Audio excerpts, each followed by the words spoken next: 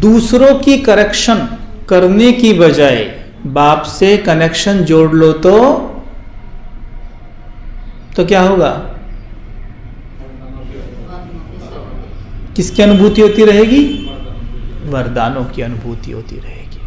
तो यहां पर हम कई बार देखते हैं कि बाबा से कनेक्शन बनाने में एक चीज बहुत बड़ा रोड़ा है, अड़चन, और वो है दूसरों का करेक्शन।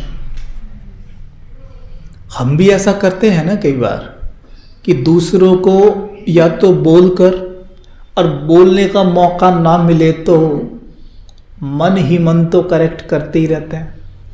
मन में कैसे करेक्ट करते हैं कि इसे चलना भी नहीं आता, मन ही मन में, इसे बैठना भी नहीं आता, है ना।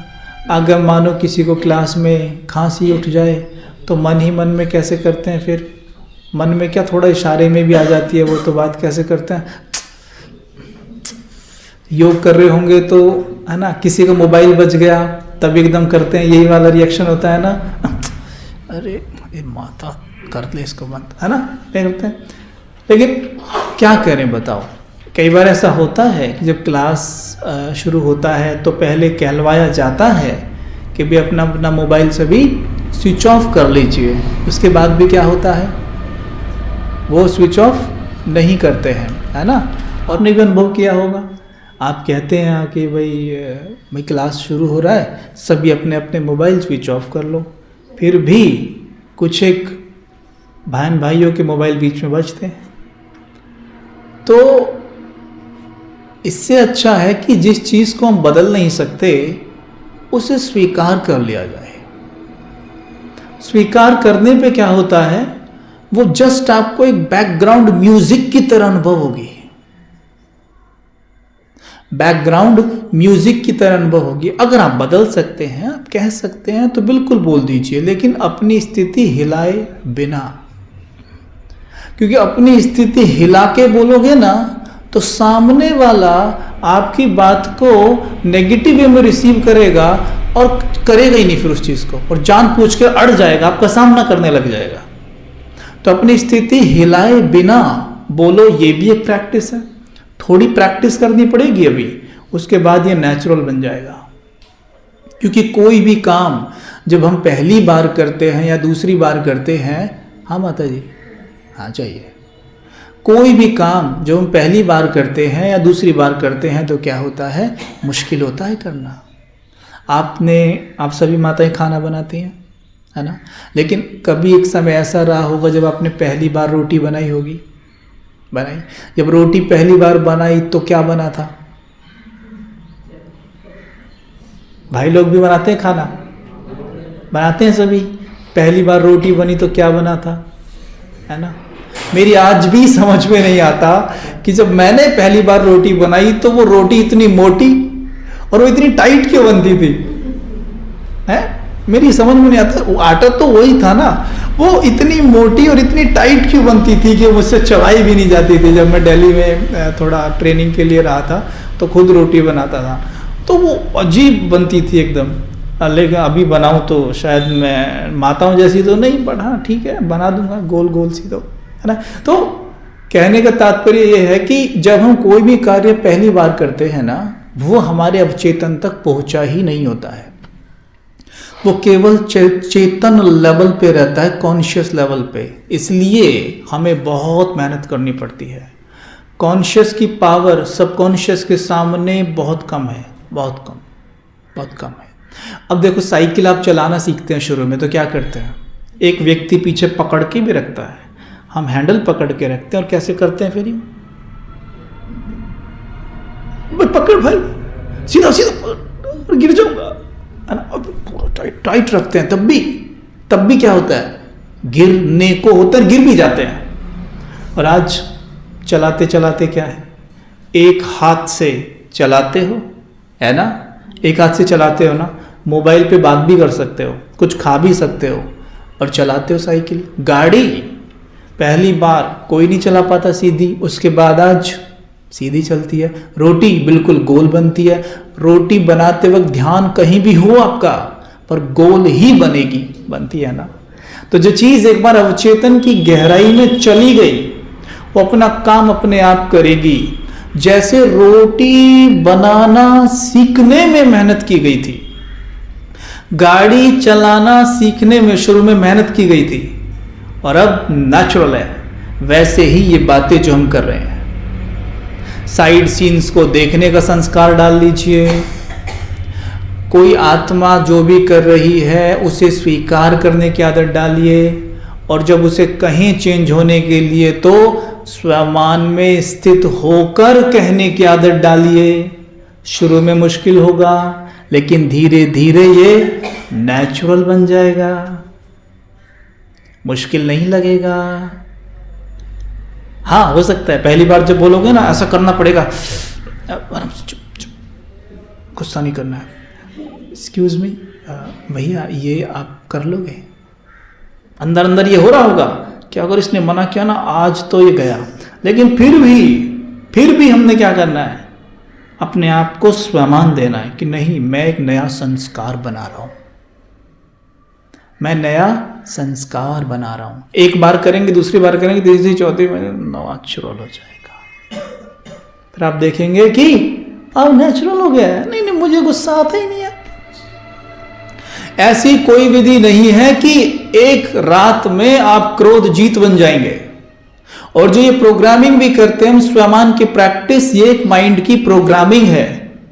क्योंकि हम जब चीजों को विजुअलाइज करते हैं तो हमारे ब्रेन में वही चेंजेस आते हैं, वही न्यूरॉन्स एक्टिव होते हैं जो न्यूरॉन्स उस कार्य को करते हुए भी एक्टिव होते हैं। जैसे वैज्ञानिकों की एक रिसर्च बताती है कि जैसे उन्होंने एक रिसर्च करके देखी बंदरों पर। एक बंदर को केला दिया, बंदर को केला बहुत पसंद होता है, उस बंदर ने केला खाया। जब वो केला खा रहा है तो उसके न्यूरॉन्स को चेक किया, उसके मस्तिष्क को चेक किया तो पाया कि उसके कुछ न्यूरॉन्स एक्टिव हुए। उसके बाद दूसरे बंदर को केला दिया गया खाने के लिए, और इस बंदर को केवल देखने को ले दिया कि तू देख, वो खा रहा है, ये देख रहा है, इसको ऐसे ऐसे कर रहा है, खुश हो रहा है, देख रहा है, केला खा रहा है। तो फिर इसके न्यूरॉन्स को फिर चेक किया गया, इसके वही न्यूरॉन्स एक्टिव हुए थे जब खाते हुए हो रहे थे। इससे क्या सिद्ध होता है कि जब चीजों को विजुअलाइज करते हो तो हमारे ब्रेन और बॉडी में वही चेंजेस होते हैं जो हम उसे प्रैक्टिकल में शरीर का यूज करते हुए कर रहे होते हैं। क्यों? क्योंकि ये है स्थूल कर्मेंद्रियां, मन बुद्धि है सूक्ष्म कर्मेंद्रियां, है तो हमारी ही कर्मेंद्रियां ना। तो जब विजुअलाइज कर रहे हैं तो सूक्ष्म कर्मेंद्रियों का यूज करके कर रहे हैं, और जब उसे कर रहे हैं स्थूल रूप से तो स्थूल कर्मेंद्रियों का यूज करके कर रहे हैं। बाकी कर तो हम ही रहे हैं ना, तो चेंजेस आते हैं। तो जो भी ये चीज है, जैसे किसी को हमने बोलने के लिए कहा, या साइड सीन्स देखने के लिए कहा, या एंगर को कंट्रोल करने के लिए कहा, सिंपल, पहले बैठिए, मेडिटेट करिए, मतलब उसे ब्रेन के अंदर यानी इंटेलेक्ट से विजुअलाइज कर करके माइंड की प्रोग्रामिंग करिए।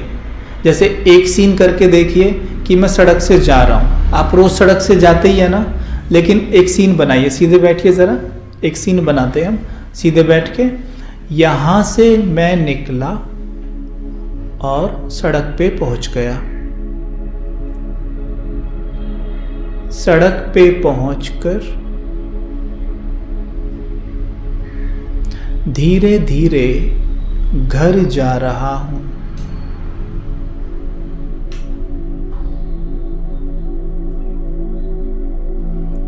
घर जब जा रहा हूं तो बिल्कुल सीधा देख रहा हूं, देखिए सीधा। अनुभव हो रहा है मस्तक के बीच में एक मणि चमक रही है। ये लाइट फैल रही है चारों ओर।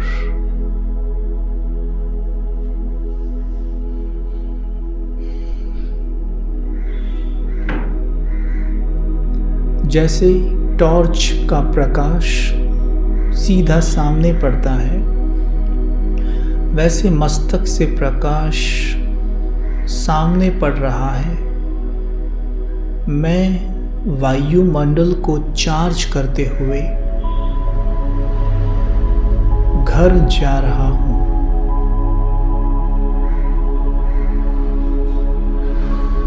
घर पहुंच गए, अपने लौकिक घर में अंदर जाएं।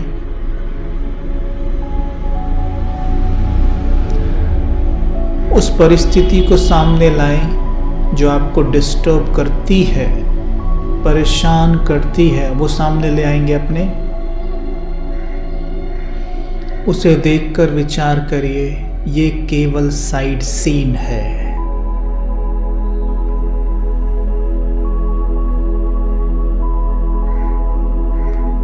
अपने स्वमान में स्थित हों कि मैं मास्टर सर्वशक्तिमान हूं।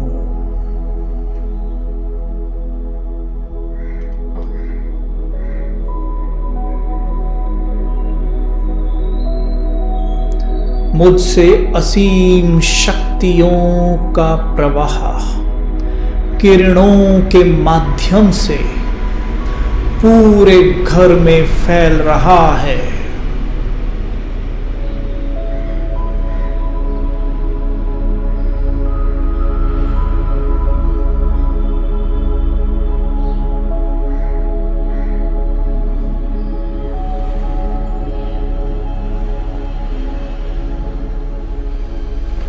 घर का वायुमंडल चार्ज हो रहा है।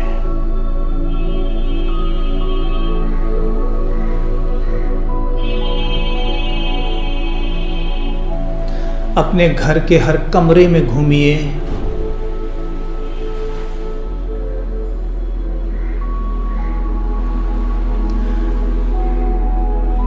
मेरे अंग अंग से लाइट निकल रही है।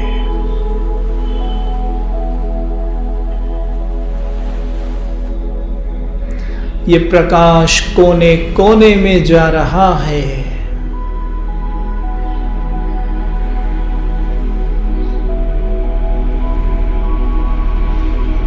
इस घर में जो भी नेगेटिव एनर्जी थी, जो विघ्नों के रूप में मेरे सामने आ रही थी, वो भाग रही है।